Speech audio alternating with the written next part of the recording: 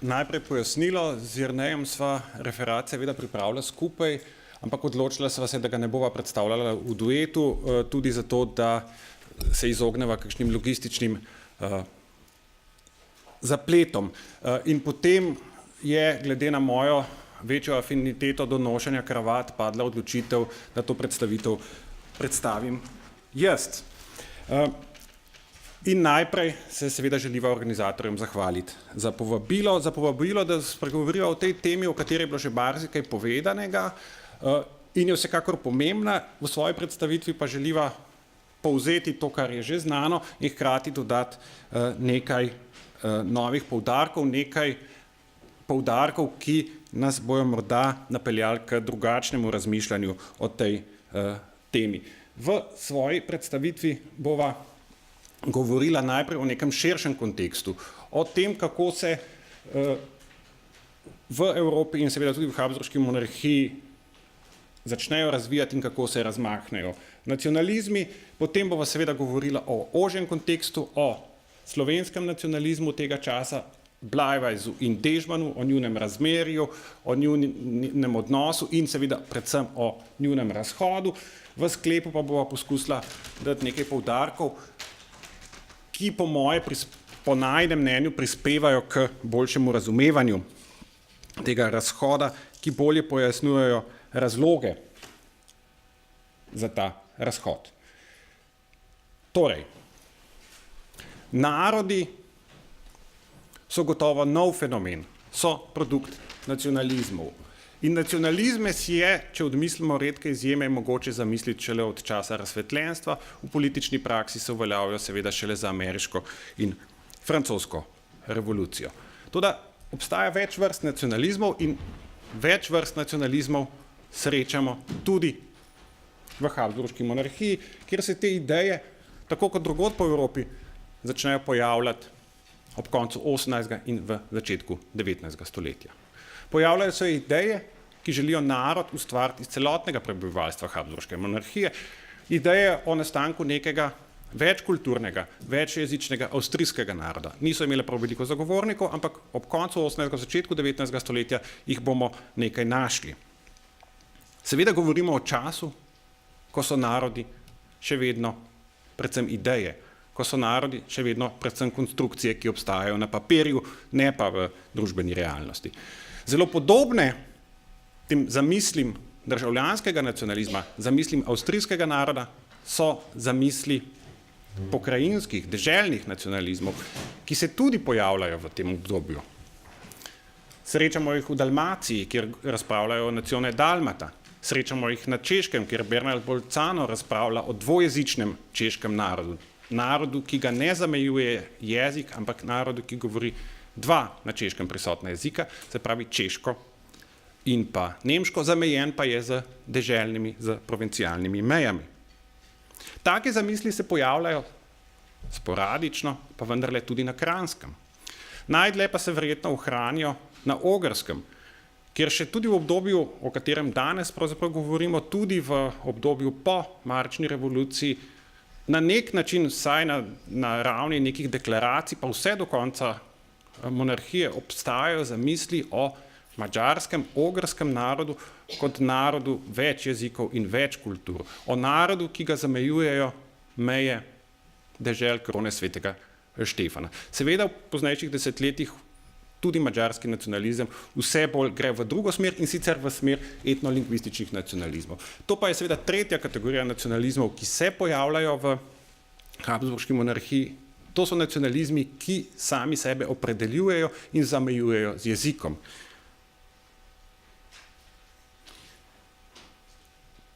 Ti so potem naposled v resnici prevladali. Ampak tudi tukaj je treba opozoriti na alternative. Na primeru, ki je relevant za naš prostor, je to mogoče dovolj enostavno ilustrirati.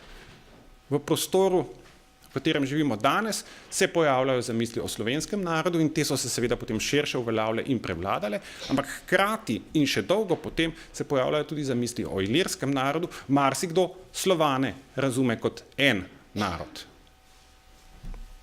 Ampak, kot rečeno, s časoma prevladajo etnolingvistični nacionalizmi, ki se utemeljujejo z jezikom, ki se zamejujejo z jezikom, ki skupnost, ki jo želijo ustvariti, razumejo kot skupnost govorcev enega jezika.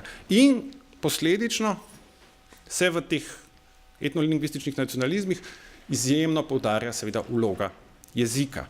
Jezik je tisto identitetno sidro, kot ga razumejo, pojavi se enačenje govorcev nekega jezika s pripadniki neke nacionalne skupnosti. To je seveda značilno tudi za slovenski nacionalizem. Tudi za slovenski nacionalizem je značilno, da enači govorce slovenskega jezika s Slovenci. Kdor govori slovenski jezik, je torej ne glede na to, zakaj se ima sam, ne glede na to, kako se identificira sam, Slovenec. Iz tega seveda izhaja poudarjanje pomena slovenskega jezika, iz tega izhajajo prizadevanja za uveljavitev slovenskega jezika na vseh področjih življenja, tudi na tistih področjih, kjer tradicionalno ta jezik ni igral skoraj nikakršne ali pa celo nikakršne vloge. Jezik se uveljavlja v kulturi, jezik se uveljavlja v znanosti, jezik se uveljavlja v šolstvu, jezik se uveljavlja tudi v upravi. Še več, vse bolj se slovensko nacionalno gibanje usmerja proti enojezičnosti.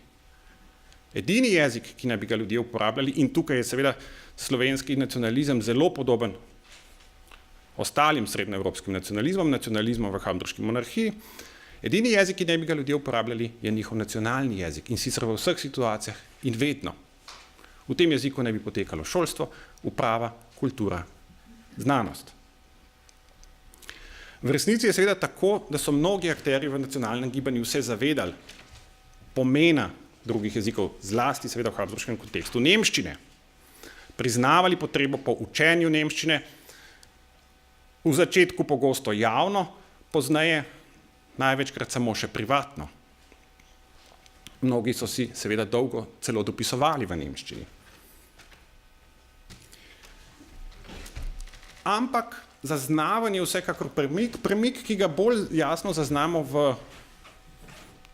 po Bleiweisovi dobi, bi lahko rekli, premik proti enojezičnosti, premik stran od nemščine, poskus izriniti nemščino iz vloge, ki jo je do takrat imela, ampak že v Bleiweisovi dobi, v citatu, ki ga lahko vidite tukaj, se pokažejo takšne tendence. V članku, ki sicer poudarja pomen nemščine in v članku, ki ga seveda lahko razumemo tudi kot odziv na Dežmanov izstop iz slovenskega nacionalnega gibanja, lahko beremo. Kar pa se tiče ljudskih šol, moramo glede na njihov namen in naravno pravo zahtevati to, da mladina naša si ne zgubiva časa z ubijanjem jalovih nemških besed, ker se nemškega jezika naučiti ne more. Ampak da v prvih 3 razredih se nauči vse nauke, ki jih za življenje potrebuje v domačem, slovenskem in ni dobro razumljivem jeziku. Na kratko torej, ljudsko šolo terjamo na narodni podlagi, kjer sicer jenja biti ljudska šola slovenskega naroda. Šolo seveda razumejo tukaj kot ključno institucijo za vzpostavitev slovenskega naroda. Dežman je, kot je iz njegovih javnih nastopov jasno, v tem bil v razumevanju položaja slovenščine in nemščine, v razumevanju odnosa med obema jezikoma bil dovolj drugačen. Citat iz njegovega znamenitega govora v Državnem zboru, ki ga imate tukaj v sočasnem prevodu objavljenem v Novicah. Ob vsem upoštevanju, da je to polemično zaostrena izjava in da gre tukaj tudi seveda za nastop, za performance, je tukaj vendarle jasno, da Dežman brez rezerv nemščini priznava primat na nekaterih področjih življenja. Kot pravi, mi živimo z Nemci v bratovski slogi, a naj nas Bog varuje, da bi se kdaj seme prepira in sovraštva med nas zasejalo. Moja gospoda, ne bodimo malodušni, tudi jaz hočem, da se narodu vse pravice podelijo, da je v ljudski šoli narodni jezik sredstvo, po katerem se ljudstvo izobražuje, a kjer gre za višjo dozirno povzdigo, tam bi jaz ne poznal prave koristi svojega naroda, ako bi besedo poprijel za odpravo nemškega jezika in nemške kulture. Dežman se v tem govoru seveda še jasno identificira kot Slovenec, vendarle priznava nemškemu jeziku primat na nekaterih področjih, misli, da je napredek slovenskega naroda, da je napredek Slovencev mogoč samo v sožitju z nemško, predvsem nemško kulturo, z uporabo nemščine, nadaljnjo uporabo nemščine v nekaterih položajih. In tako razumevanje pri Dežmanu najdemo tudi pozneje.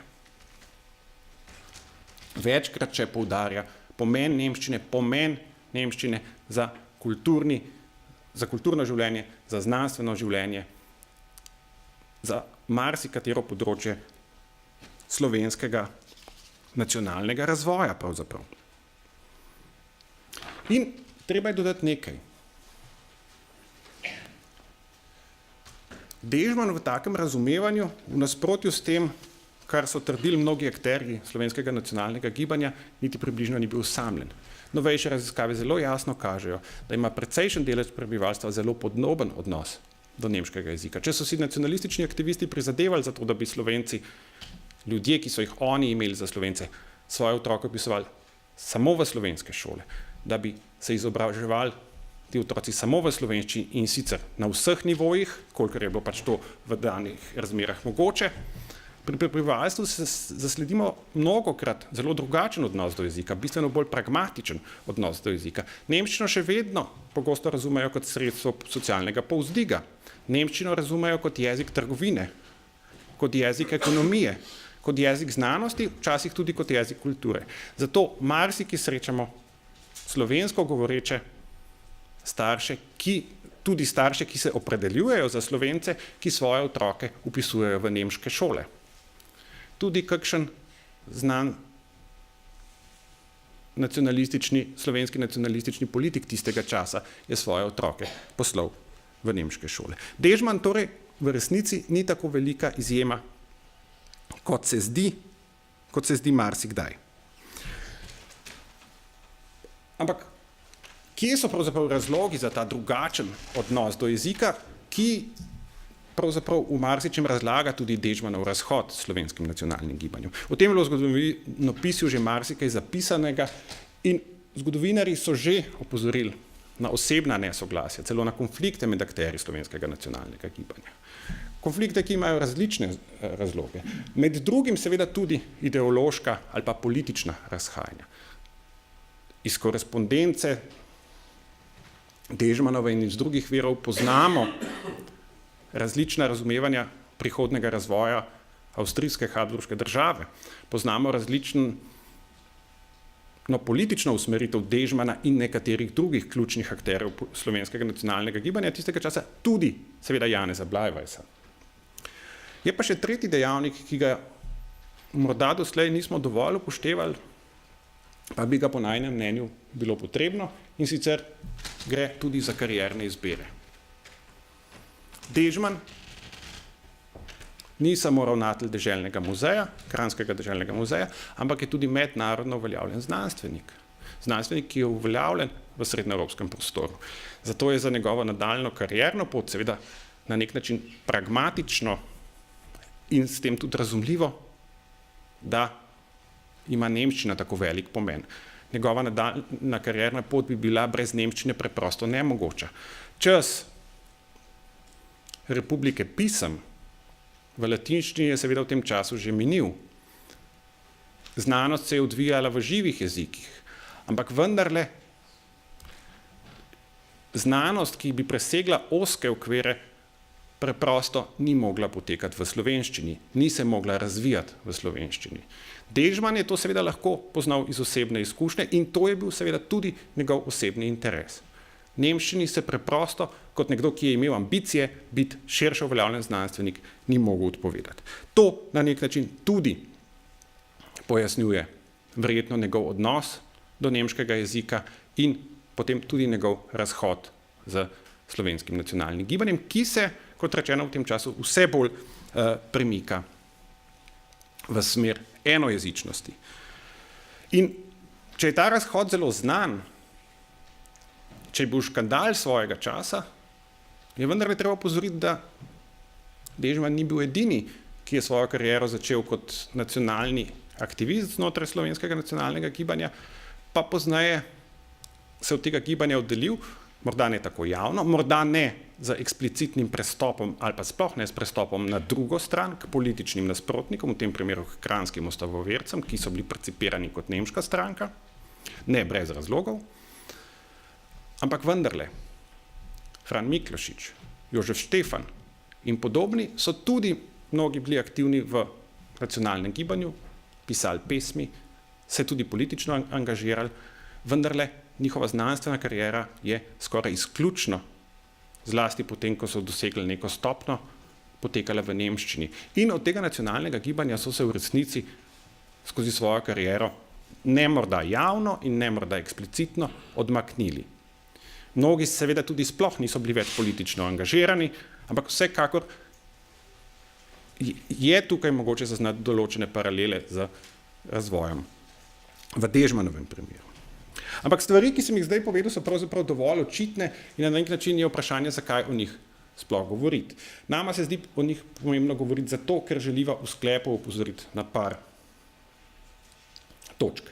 Najprej na eno dovolj očitno stvar, ki pa se zdi v marsikakšni pravičniški oceni Dežmanovega delovanja precej pozabljena.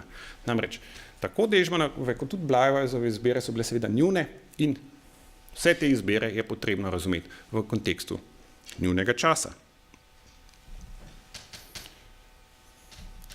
V tem smislu je treba tudi reči, da je označevanje Dežmana za renegata, nemčurja, priučenega Nemca ali pa kaj podobnega nekaj, kar izhaja iz biološkega razumevanja naroda oziroma nacionalnih identifikacij in je to s tem nekaj, česar ni mogoče utemeljiti z realnim stanjem.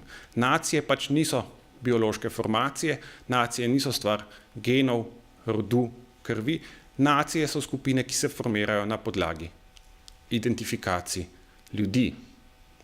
In formirajo se dinamično, formirajo se situacijsko. In Dežmanova življenjska pot, pa tudi Blyvesova življenjska pot, to zelo dobro potrjujeta. Tako Dežmanove kot Blyvesove identifikacije so se skozi celotno njuno kariero spreminjale in kot zgodovinarji za nobeno izmed teh ne moremo reči, da je bila prava oziroma napačna. Oba sta imela pravico se odločati, kakor sta se želela, se identificirati s katerokoli skupnostjo, ne nujno samo z nacionalno, to je bila pač njuna izbira. Konsekvence teh izbir sta seveda doživela sama, mislim pa, da smo zgodovinarji zdaj vendarle lahko že tako daleč, da se odpovemo črno-belemu slikanju enega in drugega akterja tedanjega dogajanja. Bila sta človeka v svojem času, svoj čas sta razumela različno in znotraj tega časa sta se tudi različno identificirala. Hvala lepa.